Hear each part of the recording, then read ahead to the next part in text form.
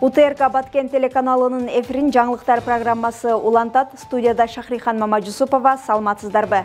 Алгач бүгүнкү күнгө алынган жаңылыктардан кыскача. Министрлер кабинетинин төрагасы Адылбек Касымалиев Казакстандын Астана шаарына расмий сапар менен барды. Баткен облусунун 9 айыл аймагына 9 экскаватор, 9 жүк ташуучу атайын техникалар тапшырылды. Кадамжайда жол боюндагы мыйзамсыз курулуштарды бузуу иштери улантылууда. Алыскы Лейлек менен Сүлүктүү шаарында белгилүү инсандардын эстелигин жасаган айкелчи Сайфидин Юнусовдун эмгектери эл назарын бурууда. Программабызды расмий жаңылыктар менен баштайбыз. Кыргызстандын Министрлер кабинетинин төрагасы Адылбек Касымалиев Казакстандын Астана шаарына болгон расмий сапарынын алкагында Казакстандын премьер-министри Олжас Бектенов менен тар курамдагы жолугушуусу болду. Министрлер кабинетinin төрагасы Адылбек Касымалиевдин Астана шаарына болгон расмий сапарынын алкагында Казакстандын премьер-министри Олжас Бектенов менен тар курамдагы жолугушуусу болду. Ал башталардын алдында тараптардын биргелешип сүрөткө түшүү аземи болуп өттү. Сүйлөшүүнүн жүрүшүндө тараптар эки мамлекеттин президенттери буга чейин аныктаган кыргыз-казак кызматташтыгынын бардык артыкчылыктуу багыттары боюнча жетишилген макулдашууларды максималдуу алдыга жылдырууга өзгөчө көңүл бурушту. Мындан тышкары жогорку мамлекеттер аралык кеңештин 7-чи отурумун жана аймактар аралык форумдун 2-чи отурумун өткөрүү. Ошондой эле Кыргызстан менен Казакстандын ортосундагы 2025-2027 жылдарга карата кызматташуунун комплекстүү планына кол коюу сыяктуу жана башка актуалдуу кыргыз-казак кызматташтыгынын учурдагы абалы жана келечеги талкууланды. Андан соң төрага Адылбек Касымалиев расмий сапарынын алкагында Казакстандын премьер-министри менен кеңейтилген курамдагы жолугушуусу болду. 2030 жылга чейин Кыргызстан менен Казакстандын ортосундагы эки тараптуу сооданы 3 миллиард долларга жеткирүү максатын эске алып ишке ашыруубуз керек.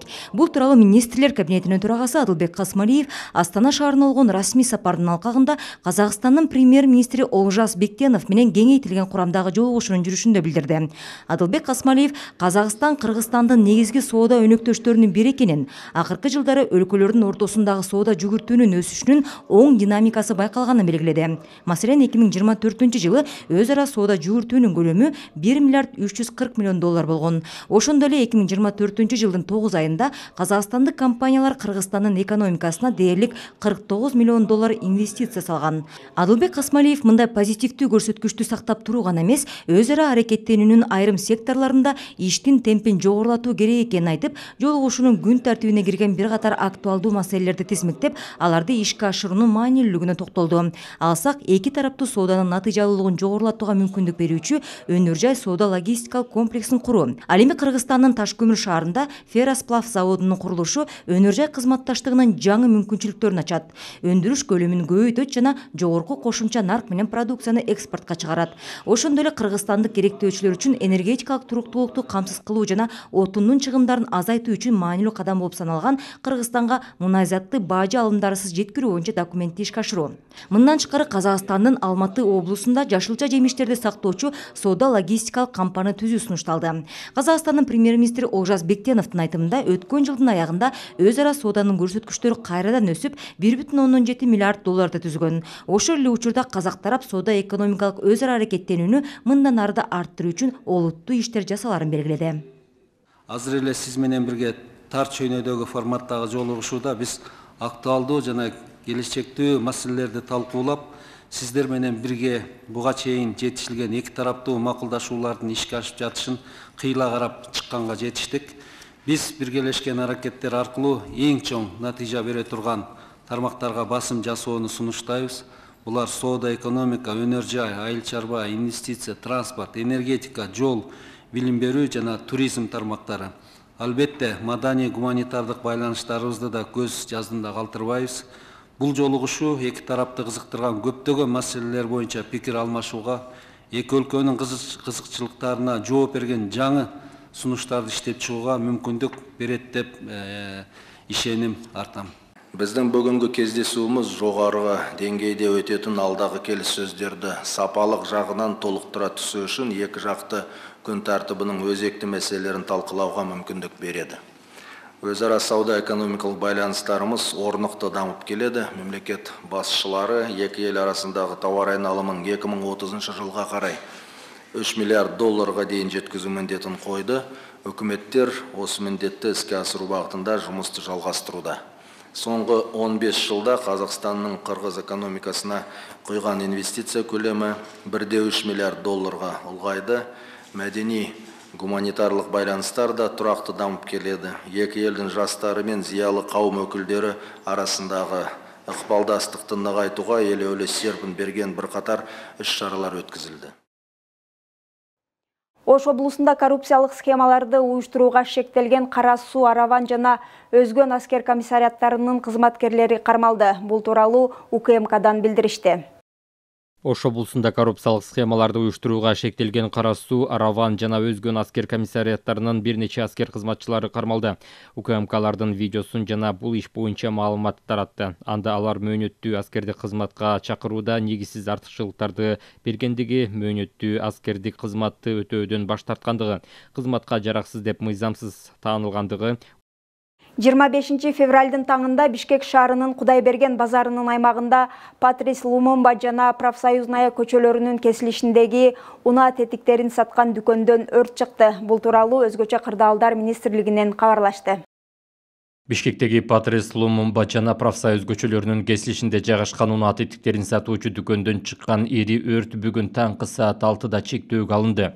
Бул тууралуу Өзгөчө кырдаалдар министрлигинен кабарлашты. Маалыматка ылайык түнкү саат 2-лерде Кудайберген базарынын жанынан от чыкканы кабарланган. Албырттанган жалын жанындагы контейнерлерге жайылып кетүү коркунучу болгондуктан тилсиз жоо менен күрөшүүгө 12 бөлүм, Ички иштер министрлигинен 4 экипаж жана Бишкек тазалык муниципалдык ишканасынан 3 суу ташуучу унаа тартылган.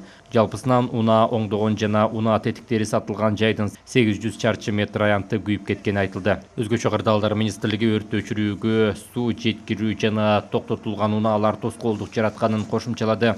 Алдын ала маалымат боюнча жабыркагандар жок. Программабызды жергиликтүү жаңылыктар менен улантабыз. Баткен облусунун 9 айыл аймагында 9 экскаватор, 9 жүк ташуучу атайын техника тапшырылды. Кыргыз Республикасынын министрлер кабинети менен Ислам өнүктүрүү банкы жана Сауд өнүктүрүү фондунун ортосундагы кызматташтыктын натыйжасында Кыргыз Республикасынын коомчулукту өнүктүрүү жана инвестициялоо агентствосы тарабынан ишке ашырылып жаткан Баткен жана Талас облустарындагы айылдарды суу менен камсыздоону жана санитарияны жакшыртуу долбоорунун алкагында учурда Баткен облусунун 43 айылын таза суу менен камсыздоо иштери жүзөгө ашырылып жатат.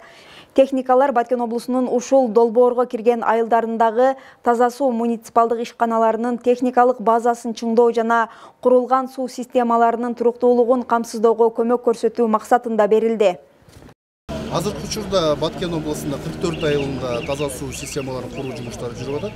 Бүгүнкү өткөн аземде биз азыр 9 дана экскаватор жана 9 дана кичи грузовик тапшырдык. Бул техника ошол 44 айылдагы таза суу системасын колдонууга, ошону эксплуатация кылууга арналган техникалар болуп эсептелет. Азыркы учурда бул жылдын аягына чейин биз ушул 44 айылды буюрса суу менен камсыз кылсак, ошонун кийинки эксплуатациясына колдонууга арналган техника. Жалпысынан бул экскаваторлорго жана кичи грузовиктерге 558 000 долларга сатып алынды. Азыр ошол айыл өкмөттөргө туруп берилди. Тажик-Ооган согушунун аяктаганына быйыл 26 жыл болду. Бул даталуу күндү Баткен районунун ардагерлери алгачкы жолу белгилешти. Анда өз учурунда душман мизин кайтарган жоокерлердин эрдиктери эскерилип, Куран окулду.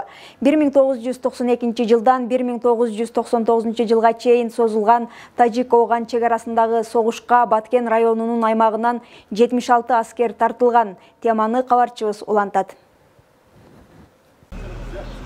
Байыш Бабаев Баткен районунун Самаркандеги айылынын тургуну. Ал 1996 жылы Тажик-Ооган чек арасында тынчтык орнотуу кызматын өтөгөн аскерлердин катарында болгон. Бул согушту турукташтыруу максатында барган аскерлер катаал шарттарга карабай өз милдеттерин так аткарганын айтат. 1995 жылы аскерге чакырылып, аскерден 1996 жылы Тажикстан Республикасыга миротворчысы болуп барганбыз.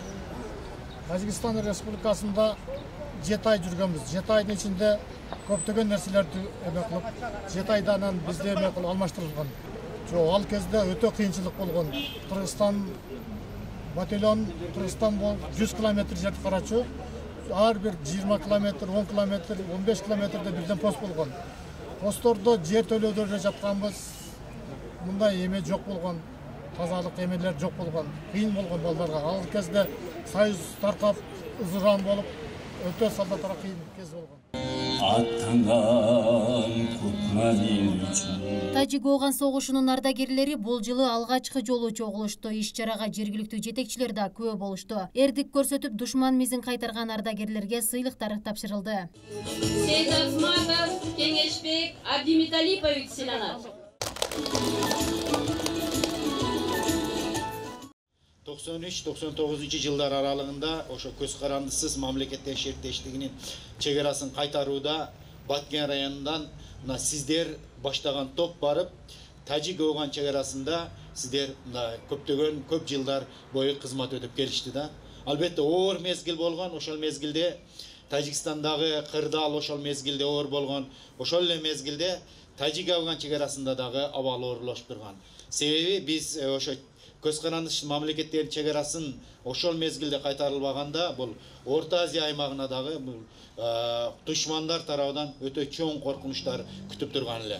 Ошондуктан биз Баткен райондук мамлекеттик администрациясынын жетекчилиги сиздерге таазим этип, сиздердин эмгегиңиздерди жогору баалайбыз. Эске салсак, союз тарагандан кийин Тажикстанда жарандык согуш тутанып, талиптердин басып кирүүсүнө каршы КМШ аскерлери эки өлкө ортосундагы чегараны кайтарууга жөнөтүлгөн. Учурда Кыргызстанда Тажик Ооган чегарасында кызмат өтүп келген 2351 ардагер каттоодо турат. Бул ардагерлердин эмгектери мамлекет тарабынан 2002 жылга чейин гана бааланып келген. Тилекке каршы ошол кезден тартып өз статустарына ээ боло албай жүрүшкөн. Былтыркы жылы өлкө башчысы алардын ардагер макамын кайтарууга тапшырма берген. Асылкы Махамат кызы, Расул Ахматов, жаңылыктар. Баткен райондук маданият үйүнүн өнөрпоздору тарабынан сен ыйыксын ата журт аттуу иш-чара өткөрүлдү. Самалык райондун 20-22 аскер бөлүгүнүн достук чегара тозотунда өткөрүлүп, жоокерлерге майрамдык маанай тартууланды. Кененирээк алдыдагы материалда. Иш-чара Баткен районунун аймагында 20-22 аскер бөлүгүнүн достук чегара тозотунда өтүп, жоокерлерге майрамдык маанай тартууланды. Өнөрпоздор тарабынан жоокерлерге патриоттук темадагы ырлар аткарылып, майрамдык маанай тартууланды.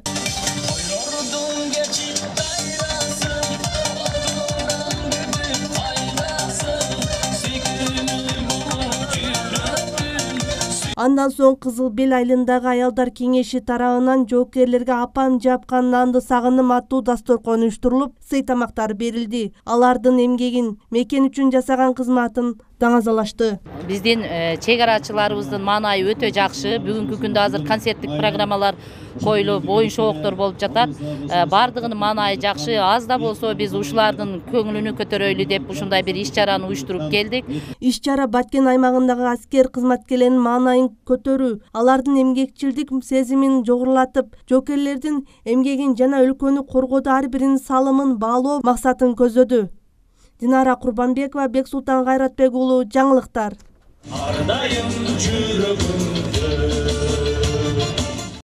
Алыскы Лейлек менен Сүлүктүү шаарларында белгилүү инсандардын эстелигин жасаган айкелчи Сайфидин Юнусовдун эмгектери эл назарын бурууда. Ал 73 жашында да чыгармачылыктан алыстабай, кичи мекенин кооздоого салым кошуп келет. Теманы улай кененирээк кийинки материалда сөз болот. Сайфидин Юнусов Лейлектен чыккан таланттуу скульптор. Анын эмгектери Белес жакын Кесинин аймагында да орун алган. Ал жерде Исхак Разаковдун жана бийиктиктин символу болгон чоң бүркүттүн эстелиги тургузулган. Бул аллея Юнусовдун санаалашы менен биргеликте тоо койнунда жаралган. Бүркүт тоолорго жарашат да, мындай бийик тоолордун арасында кийик турса, бүркүт турса бул сонунда. Арчалар эгилип, мындай шаар окшоп турган жакты да, талаа болду. Ошо доска айттым да, арчалар дек, Разакты коелу, жерге бүркүт коелу, жерге монастыр коелу, шаар болуп кетсин. Элдер келип, таңыркап, биздин монастыр турат, бүркүттөр турат деп даңқтансын, мақтансын, біздің өзіміздің эле жигит жасап атыптыр деп айтты. Жашыраак убакта көп нерсени кылганмын, енді эстен чыгып кетти да. Союз бурганда мен Россияда жүрдүм. Частный лицолорго каалаган нерсе русалка жасап бер дейт, водопад жасап бер, дельфин жасап бер, динозавр жасап бер, ар кандай нерселерди орустар жасатып атты да. Ой, мен жыргап иштейм да, жыргап, сүйүп иштейм да. Чарчаганымды билбейм, кызыгып иштейм да. Ар жасаган сайын, как будто биринчи жолу жасап аткандай кайрадан берилип жасайм да. Азыр 73-кө кирдим, дагы эле жаш баладай кантип жасайт экенмин, кантип иш жолу чыкылат экенмин деп иштейм да. Сайфидин Юнусов көп жыл бою чет өлкөдө жашап, акыры мекенине кайтып, өз аймагын көркөмдөөгө бел байлаган. Бүгүнкү күндө Лейлектин көп жерлеринде анын колунан жаралган түркүн түстөгү жаныбарлардын жана белгилүү инсандардын эстеликтери элди суктандырып келет. Куштар турат, Разаковдун эмеси скульптурасы турат, бардык иштерди ушу досум кылган. Энди бул кишини билбейм, эгерде ушу бул элдин скульптуру жана элдин художник болуп эсептелет. Юнусовдун эмгектери аймактын көркүн ачуу менен катар чыгармачылыктын үлгүсүн көрсөтүүдө. Айтымында скульптура бул ташка чегилген тарых. Ошол себептен ал эмгектерин эл үчүн арнап, аймакты маданий, тарыхый эстеликтер менен байытууну максат кылат. Скульптор алдыда дагы бир катар долбоорлорду ишке ашырууну пландаган. Айсулуу Абдилаким кызы, Жоробек Кубанычбек уулу, жаңылыктар. Баткен райондук мамлекеттик администрациясы тарабынан уюшулган үгүт кербенинин кезектеги жолугушуусу чек арага чектеш жайгашкан Карабак айыл аймагынын Кызыл Бел айылында өттү. Ага райондук мекеме ишканалардын жетекчилери жана айыл тургундары катышты. Иш-чаранын жүрүшүндө жергиликтүү тургундар айыл көйгөйлөрүн айтышты. Анда таза суу, сугат суу көйгөйлөрү, жаңы конуштарга электр жарыктарын жеткирүү, ошондой эле жөлөк пул алуу маселесин көтөрүштү. Бул айтылган көйгөйлөрдү тиешелүү жетекчилер тез арада чечүүгө аракет кылаарын билдиришти. Ар кыл тармактын жетекчилеринен түзүлгөн мындай үгүт кербенинен уюшулганы айыл тургундарынын көйгөйлөрүн түзмө-түз айтууга мүмкүнчүлүк түздү. Эске салсак, район аймагында уюшулган үгүт кербенинин негизги максаты жерлердеги эл менен жолугушуп, алардын көйгөйлөрүн жеринде угуу менен ар бир мекеме ишканалар өздөрүнүн аткарып жаткан иштери боюнча коомчулукка маалымат берүү болуп саналат. Баткен район аймагында жерлерде элдердин арасында бүгүнкү күндө мамлекеттик органдар тарабынан түшүндүрүү иштерин жүргүзүү максатында атайын үгүт кербени уюштурулган. Үгүт кербени мына бүгүнкү кезеги Карабак айыл өкмөтүнүн Кызыл Бел айылында жүргүзүлүп атат. Мындан кийин биз Карабак айылынын өзүндө, андан кийин Чет Кызыл, Карабай, Карабак айылдарында ушундай иш-чара уюштурулат да. Бүгүнкү эң негизги көйгөйлүү маселе Кызыл Бел айылында негизинен бул жерде сууга суу маселеси, таза суу маселеси жакшы эле, бирок бүгүнкү күндө мамлекет тарабынан Кызыл Бел айылында толугу менен таза суу маселеси чечүү максатында мамлекеттик программа ишке ашууда. Анан бул жерде дагы негизги көйгөйлөрдүн бири бул электричество бар. Мына Момунов айылында жаңыдан уюштурулган Момунов айылына электр энергиясын тартуу, ошондой эле жер мунапысы, анан жаңыдан курулмалар тууралуу элдер тарабынан мындай суроолор, сунуштар түштү. Бул боюнча биз тиешелүү мекеме ишканаларга тапшырмалар берилет. Кадамжайда жол боюндагы мыйзамсыз курулуштарды бузуу иштери улантылууда. Кыргыз автожол түштүк мамлекеттик ишканасынын жол тейлөө мекемеси менен Орозбеков айыл аймагы тарабынан жол боюндагы жайгашкан мыйзамсыз курулуштарды бузуу иштери жүрүүдө. Теманы улай кийинки материалда сөз болот. Бул жумуштар президенттин автомобиль жолдорунун жээгиндеги жерлерге мыйзамсыз жайгаштырууну алдын алуу жана бөгөт коюу боюнча чаралар жөнүндө номер 56 жарлыгын аткаруунун алкагында жүрүп жатат. Ош Баткен Разаков автожолунун эски багытындагы жийделик участкасында жол жээгиндеги мыйзамсыз курулган тосмолор жарнамалык такталар алынып, жол кеңейтилип жатат. Бүгүнкү күнү ушул Орозбеков айыл өкмөтүнүн жийделик участкасында ушул Кадамжай район администрация башчысы Аким Болоткон Байкевичтин тапшырмасы менен жеке жарандар тарабынан мыйзамсыз курулган курулуштар, мыйзамсыз орнотулган жол боюнда коопсуз абал жараткан 15 чоң объектти талкалап алдык. Кудай бурса биздин негизги максат ушул биздин айыл тургундарына, жарандарыбызга коопсуз абалды жаратуу. Ушул биздин айыл аймакка келген биздин коноктор, туристтер ким болбосун биздин эң негизги максат айылыбызда жакшы заманбап, жакшы шарттарды түзүү. Мыйзамсыз курулуштар алынып жана жолду кеңейтүү иштери бир убакта жасалууда. Дээрлик 30 жылдан бери бул жолду кеңейтүү иштери жүргөн эместигин айткан башкы инженер Шакиров жол боюнда түшүнүксүз өз алдынча курулуштар көп экендигин кошумчалады. Ал эми кызыл сызыкка чыккан бетон тосмолор алынып, тротуарга чейин чыгып кеткен курулуштарды жылдыруу иштери алдыда дагы улана тургандыгын айтты. Жиделик участкасындагы жол 4 метрге чейин кеңейтилип, тоо борундагы кооптуу таштарды алынып жаткандыгын кошумчалады. Ош Баткен-Разаков эски багыт автожолунун 128 чакырымы. Бул жерде кооптуу болгон таштарды түшүрдүк. Гидромолот менен уруп пачактап алдык. Жолду дагы ошол нерсенен жолду кеңейттик. 2 метрге жол кеңейди. Кооптуу болгон таштардын баарын түшүрдүк. Мындан дагы алына турган таштарды алабыз. Мыйзамсыз курулуштар тротуарга кошулуп кеткен. Тротуарга курушуп алган. Булар толук эле бузуп салып. Бетон тосмолорун ошол жолдун кызыл линиясына чыгып кеткен, ошол бетон тосмолорду ограждение, огороддорду дагы алып салып. Кыргыз автожол түштүк мамлекеттик ишканасынын номер 46 жол тейлөө мекемеси тарабынан ошондой эле Ош Баткен-Разаков автожолунун 125 чакырымындагы Анкур-Сай сел кетүүчү сайда тазалоо иштерин да жүргүзүштү.